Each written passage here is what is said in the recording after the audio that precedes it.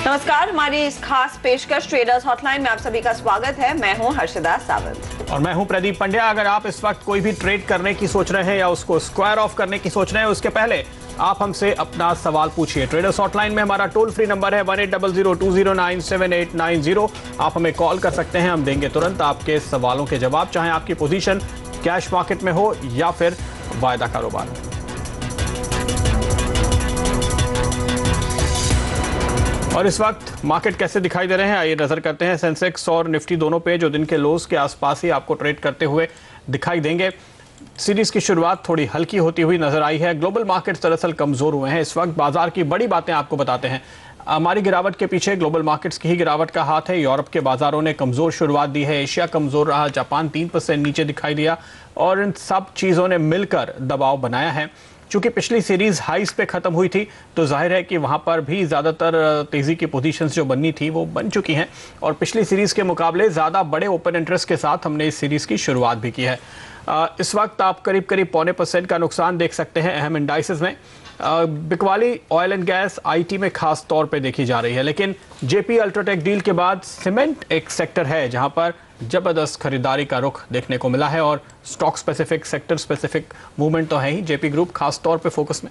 जी हाँ प्रदीप, वहां पर हमने देखा है जबरदस्त एक्शन देखने को मिला। इनफैक्ट जेपी एसोसिएट्स और जेपी इंफ्राटेक दोनों ही आपकी स्क्रीन पर लेकर आते हैं, जहां पर हमने देखा है काफी ज्यादा एक्शन उस डील के बाद आता हुआ दिखाई जरूर दिया है। देखिए आप जेपी एसोसिएट्स 9% ऊपर और जेपी इंफ्रा में भी हमने देखा कल से ही थोड़ा सा एक्शन बढ़ता हुआ दिखाई दे रहा था और वो काउंटेड 6% ऊपर है। लेकिन इस समय जो स्टॉक आपकी स्क्रीन पर लेकर आएंगे वो है आईवीआरसीएल का। कोलकाता पुलिस ने आईवीआरसीएल के 5 कर्मचारियों को गिरफ्तार किया है। आपको याद होगा कल ही कोलकाता में कंपनी जो पुल बना रही थी वो गिरा और उसके बाद 23 लोगों की मौत हुई, कई लोग जख्मी हुए हैं उस बड़े हादसे में और वो इन्वेस्टिगेशंस जारी हैं। और इस समय वो अपडेट आता हुआ कि कोलकाता पुलिस ने करीब 5 कर्मचारियों को कंपनी के उन्हें जिस तरह से चौंकाने वाला बयान कंपनी की ओर से आया कि ये एक्ट ऑफ गॉड है, उसके बाद जाहिर है कि पुलिस और सरकार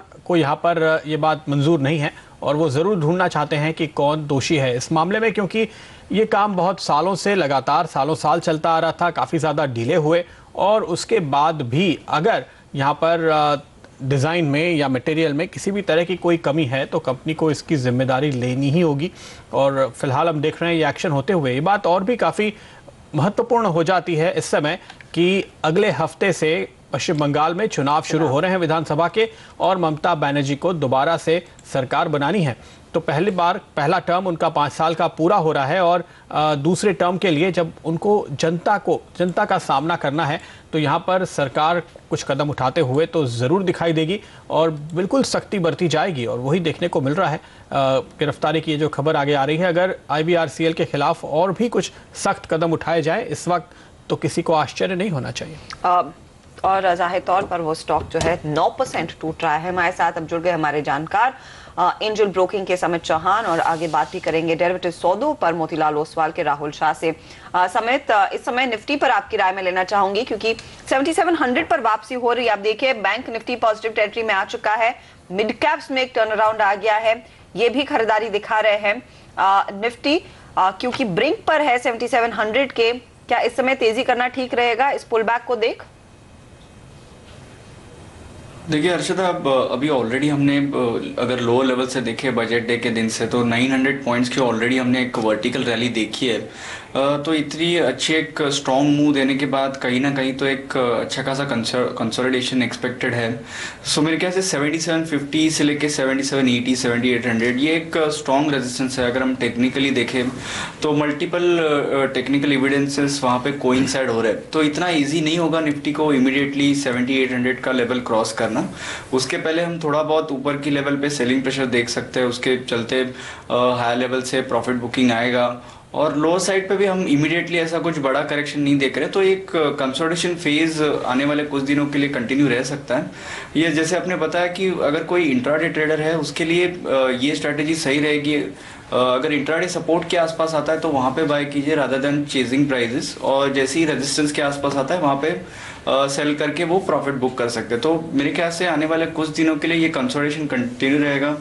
200 से 250 पॉइंट की एक रेंज होगी निफ्टी के लिए, और ऊपर के लेवल पे जैसे ही रहता है वहाँ पे थोड़ा बहुत प्रॉफिट बुकिंग तो लॉन्ग साइड पे करना ही चाहिए। दायरे में घूमते हुए आपको फिलहाल निफ्टी दिखाई दे रहा है, लेकिन इस बीच M&M के स्टॉक पे नजर डालिए जहां गिरावट बढ़ रही है। पहले हमने आपको ट्रैक्टर बिक्री के आंकड़े बताए थे और अब यहां पर आ रहे हैं जानकारी पैसेंजर व्हीकल को लेकर और एक्सपोर्ट पे। एक्सपोर्ट में 7% की गिरावट देखी गई है। 3,750 गाड़ियां बिकी हैं। 3 व्हीलर बिक्री 3% घट के 7,644 पे आती हुई। कमर्शियल गाड़ियों की बिक्री 24% बढ़कर 17,438 यूनिट्स पे आती हुई और पैसेंजर गाड़ियों की बिक्री 21% बढ़कर 26,885 यूनिट्स पर आती हुई नजर आई है। लेकिन कुल मिलाकर बाजार इन आंकड़ों से कोई बहुत रिएक्शन देते हुए इस वक्त दिखाई नहीं दे रहा है।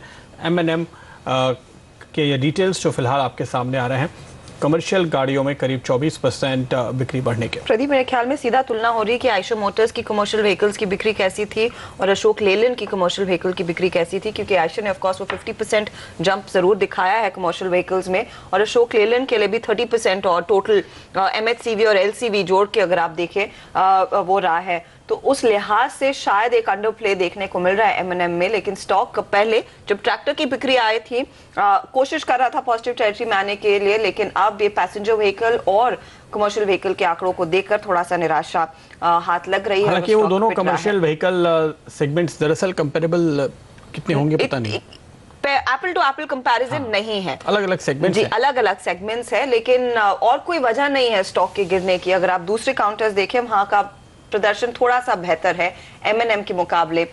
सवाल जवाब का सिलसिला शुरू कर लेते हैं। इस बीच पहले दर्शक हमारे साथ लाइन पर हैं। चंद्रशेखर हरियाणा से लाइन पर हैं। पूछिए चंद्रशेखर जी। नमस्कार सर जी। नमस्कार, बताइए।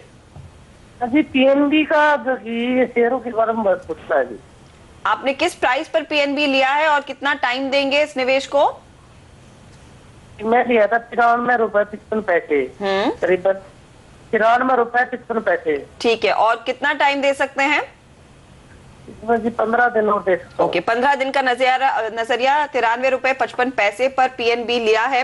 स्टॉक आज 7 रुपए कमजोर है या फिर इनको 7 रुपए का नुकसान हो रहा है। वैसे 2.5% की तेजी है काउंटर में। क्या सलाह होगी समित? देखिए, मार्च मंथ में हमने एक डिसेंट पुल बैक देखा था ओवरऑल PSU बैंकिंग स्पेस में। आज भी अगर हम देखें तो आज के मार्केट में भी PSU बैंकिंग स्टॉक से पॉजिटिव दिख रहे हैं, उनमें अच्छा खासा ट्रैक्शन दिख रहा है। PNB की बात करें तो इसका एक 8750 का एक इमीडिएट हर्डल है, तो उनको थोड़ा ये क्लोजली ऑब्जर्व करना पड़ेगा कि 8750 का लेवल PNB क्रॉस कर पाता है या नहीं। लुकिंग एट दी मोमेंटम वो पॉसिबिलिटी ज़्यादा लग रही है। तो जैसे ही 8750 का लेवल टूटता है तो उनको एक एटलीस्ट एग्जिट का अपॉर्चुनिटी मिल सकता है। हायर लेवल पे मेरे ख्याल से इमीडिएटली 15 दिन का अगर व्यू है तो ज़्यादा एक्सपेक्ट मत कीजिए। ऊपर की तरफ 94-95 का स्ट्रॉन्ग रेजिस्टेंस है, तो फर्स्ट लेवल उनको देखना है 8750 का। वो क्रॉस होने के बाद मेरे ख्याल से 93 से 95 ये जोन में एग्जिट करना चाहिए। ओके, तो आपके लिए 93-95 तक के लेवल होंगे जहां पे आपको निकलने की सलाह है। निशांत हमारे साथ उदयपुर से जुड़ रहे हैं। निशांत बताइए। निशांत के साथ हमारा संपर्क नहीं हो रहा है, फिर कोशिश करेंगे, उनको फिर से फ़ोन लगाएंगे हम। अगला सवाल ले सकते हैं हम नागपुर से। डॉक्टर रफीक हमारे साथ हैं। डॉक्टर साहब बताइए। नहीं, मुझे लगता है यहाँ पर हमारे लाइन में फ़िलहाल कुछ दिक्कतें आ रही हैं। चलिए इस बीच एक बार बाजार की तरफ लौटते हैं और आपको बताते हैं कौन से हैं वो खास स्टॉक्स जिन पे इस वक्त आपको नज़र रखनी चाहिए। अगर आप इंडेक्स की बात करें तो जिस तरह से हमने गिरावट आते हुए देखी है और हम 7600 के नीचे गए थे, अब रिकवरी की कोशिश हो रही है और इसमें साथ दे रहा है SBI, जहां पर अब हम 1% के आसपास का इजाफा देख रहे हैं। वॉल्यूम हालांकि थोड़ा कम है, 65% के आसपास ही वॉल्यूम देखे जा रहे हैं। इसके अलावा बैंक ऑफ बड़ौदा ने भी साथ दिया है और यहाँ पर वॉल्यूम औसत से ज़्यादा है, 8% ज़्यादा वॉल्यूम ऑलरेडी हो चुके हैं बैंक ऑफ बड़ौदा की। अगर हम बात करें तो वो स्टॉक भी आपको दिखाने की हम कोशिश करेंगे। बैंक ऑफ बड़ौदा जो दूसरा सरकारी बैंक जिसकी हम बात कर रहे हैं, जिसमें हम फिलहाल इजाफा होते हुए देख रहे हैं करीबन दिन के हाईस पर 3.5% ऊपर। आप देख सकते हैं इसमें जो तेज़ी देखने को मिली है। यहाँ पर अगर आप कुल वॉल्यूम देखते हैं तो औसत से 10% ज़्यादा हो चुका है, तो ये एक क्लियर विनर आज के ट्रेड में हमें नज़र आ रहा है। इसके अलावा ICICI बैंक भी पूरी मदद करता हुआ। कुछ दूसरे सेक्टर्स की बात करें तो ACC ने मदद की है इस रिकवरी में और टाटा स्टील ने भी अपना नुकसान काफ़ी हद तक कम किया है अब तक के ट्रेड में। लेकिन एक बात साफ है कि आज वॉल्यूम हल्के हैं। इस वीकेंड के पहले बाजार में कोई नई पोजीशन लेने के मूड में दिखाई नहीं दे रहा है, क्योंकि अगले हफ्ते बहुत बड़ा इवेंट है क्रेडिट पॉलिसी का और वो बाजार के रुझान को तय करेगा। तो अभी रिस्क क्यों लें, और ग्लोबल मार्केट भी बहुत इनडिसाइसिव हैं, इसलिए यहाँ पर फिलहाल थोड़ा सा वॉल्यूम कम चल रहा है आज के दिन। निशांत हमारे साथ उदयपुर से जुड़ते हुए। निशांत, बताइए क्या है आपका सवाल? हेलो जी निशांत, बताइए आपका सवाल क्या है? हाँ, दिस इज डॉक्टर रफीक। अच्छा, डॉक्टर रफीक हमारे साथ जुड़े हैं। चलिए, एक फोन तो लगा। डॉक्टर साहब बताइए। हाँ जी सर, टाटा मोटर्स शॉर्ट किया है। मार्च का जो रोल ओवर करके हमने अप्रैल में शिफ्ट किया है। शॉर्ट किया था सर 367 पे, 2 लॉट। तो अभी क्या सीन रहेगा सर, इसका क्या पोजीशन रहेगी, कब तक हमने इसको वेट करना चाहिए? 367 पे शॉर्ट किया आप कह रहे हैं? हाँ सर। ओके, इस वक्त टाटा मोटर्स का भाव अगर हम बता सकें आपको क्या चल रहा है? अप्रैल फ्यूचर्स का टाटा मोटर्स का भाव आपके सामने लाने की कोशिश करेंगे। 383 हम देख रहे हैं। तो आप तो शॉर्ट के बाद फंस गए हैं। आपने कोई स्टॉप लॉस सोचा था डॉक्टर साहब अपने दिमाग में? हाँ, एक्चुअली में ऐसा था कि उसको हम लोग स्टॉप लॉस नहीं लगा पाए थे। हाँ, तो देखिए फ्यूचर्स में कभी भी आप लॉन्ग करें शॉर्ट करें, स्टॉप लॉस जरूर लगाइए, क्योंकि स्टॉप लॉस अगर आप नहीं लगाते हैं तो आपका नुकसान बहुत बढ़ सकता है। और खासतौर पे शॉर्ट में, इस तरह के मार्केट में, खैर जरूरी नहीं कि हमारे एक्सपर्ट आपको निकलने की राय दें, हो सकता है आपकी कॉल सही हो, लेकिन स्टॉप लॉस के बिना ट्रेड कृपया ना करें। 383 पे इस वक्त चल रहा है। राहुल शाह हमारे साथ जुड़ चुके हैं मोतीलाल ओसवाल के। राहुल, टाटा मोटर्स में शॉर्ट किया है, तकरीबन 17-18 रुपए का नुकसान है, क्या करेंगे? मेरे ख्याल से ओवरऑल आप ऑटो पैक देखेंगे और ऑटो इंडेक्स भी देखेंगे तो पॉजिटिव डाइवर्जेंस पे है। और गोइंग फॉरवर्ड भी मुझे लग रहा है कि ये अहेड ऑफ पॉलिसी ये सब चलेंगे और भी। और टाटा मोटर्स की बात करें तो कंसिस्टेंटली ये स्टॉक आउट परफॉर्मर रहा था लास्ट सीरीज के अंदर भी। नीचे के स्तरों से 20 से 25% की बढ़ोतरी देखने को मिली थी। तो मुझे लगता है अभी भी कोई भी ऐसे इंडिकेटर्स नहीं है कि जो नेगेटिव बिल्टअप दिखता है स्टॉक के अंदर। मेरा मानना है ये टाइम ये 395 का जो मल्टीपल रेजिस्टेंस है वहाँ पे क्रॉस कर सकता है ये टाइम पे। तो मेरे ख्याल से शॉर्ट काट देने की मैं सलाह दूंगा ये लेवल्स पे। चलिए, शॉर्ट की पोजीशन से आप एग्जिट करें, ये आपके लिए साफ कॉल है। वक्त हो रहा है किसी के साथ छोटे से ब्रेक लेने का। लौटेंगे कुछ और सवालों के साथ।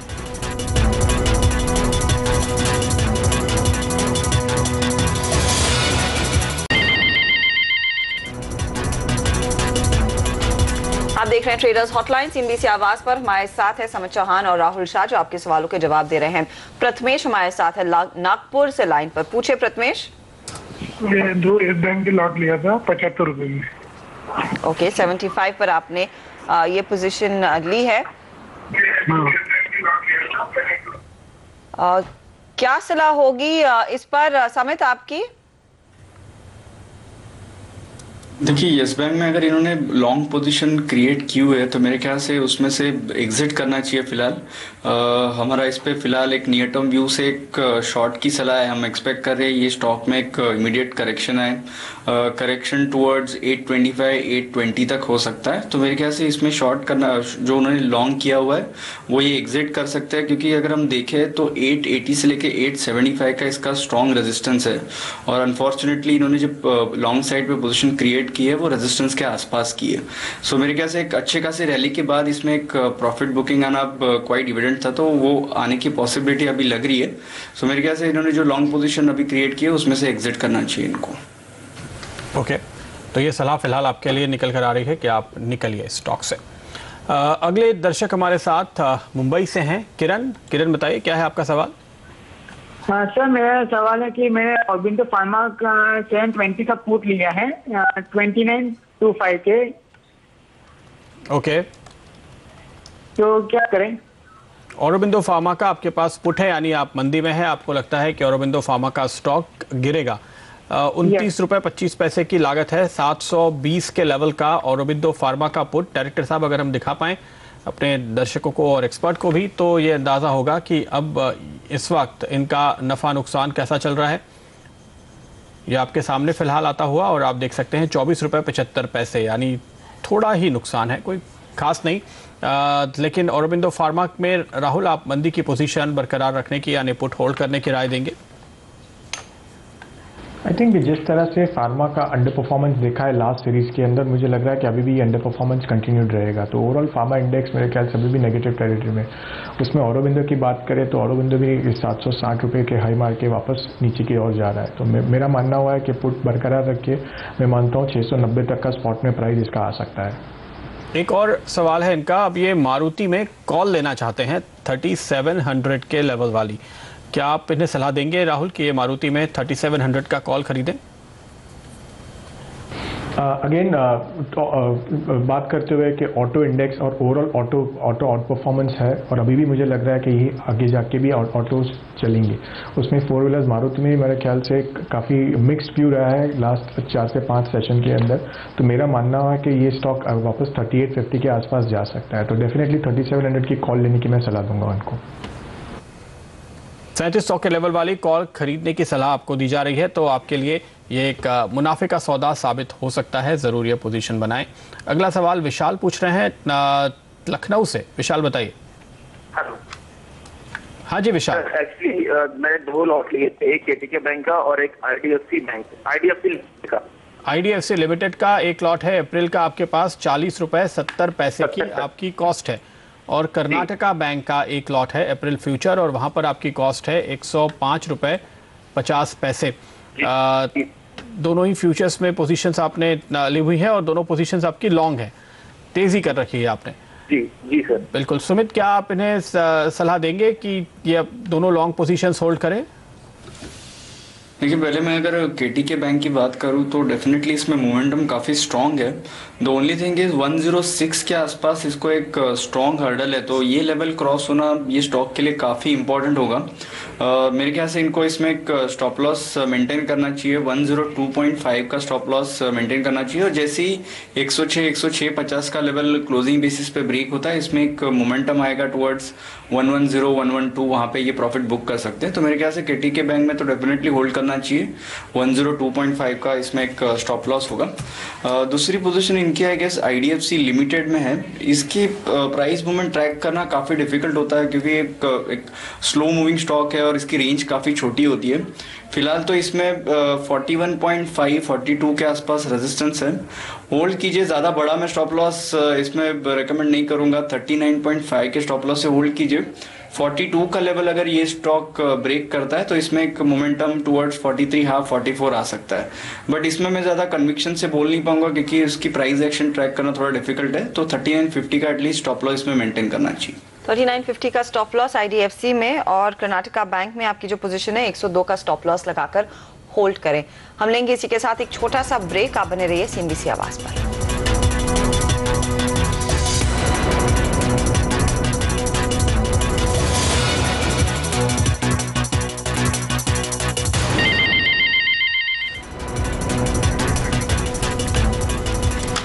आप देख रहे हैं ट्रेडर्स हॉटलाइन सीएनबीसी आवाज पर। समित चौहान, राहुल शाह दोनों हमारे साथ बने हैं और आपके सवालों के जवाब हम दे रहे हैं। अब बात करते हैं नमिता से, जो अहमदाबाद से लाइन पर जुड़ गई है। पूछे नमिता जी। नमिता, क्या आपको मेरी आवाज सुनाई दे रही है? नहीं, मुझे लगता है वो लाइन पे नहीं है। राजेश अहमदनगर से लाइन पर हैं। पूछे राजेश।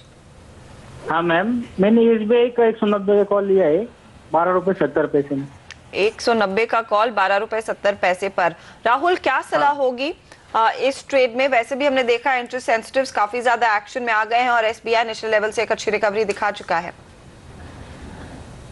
मेरे हिसाब से भी जिस तरह से ओवरऑल पीएसयू बैंक्स में हमने मोमेंटम देखा है, तो एसबीआई अच्छा खासा लीडर रहा है, बाकी सब में लगार्ड्स रहे हैं मेरे ख्याल से। तो मेरे ख्याल से गोइंग फॉरवर्ड भी अभी भी यहाँ से एसबीआई आउट परफॉर्मेंस दे देगा विजावी ओवरऑल बैंकिंग सेक्टर के अंदर। तो मेरा टॉपिक रहेगी public sector bank overall banking space में एसबीआई। मेरा मानना है कि 210 तक ये स्टॉक जा सकता है, तो कॉल डेफिनेटली बनाए रखिए आप।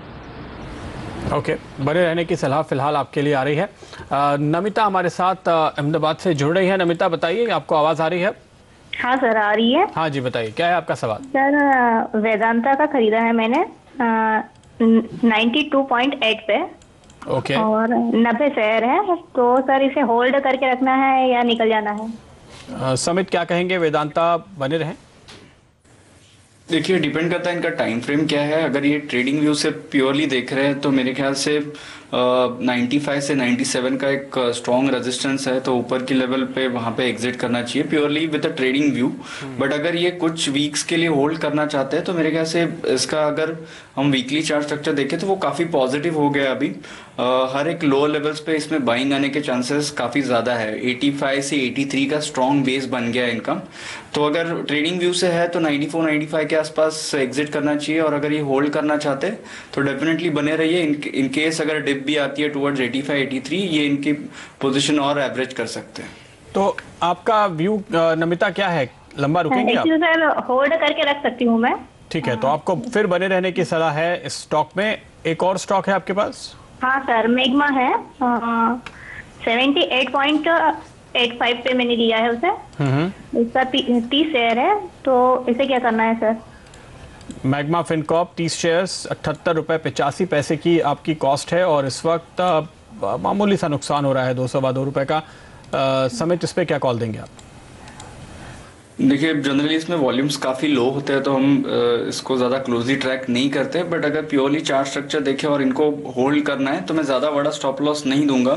73 के नीचे क्लोजिंग बेसिस पे स्टॉप लॉस ये मेंटेन कर सकते हैं।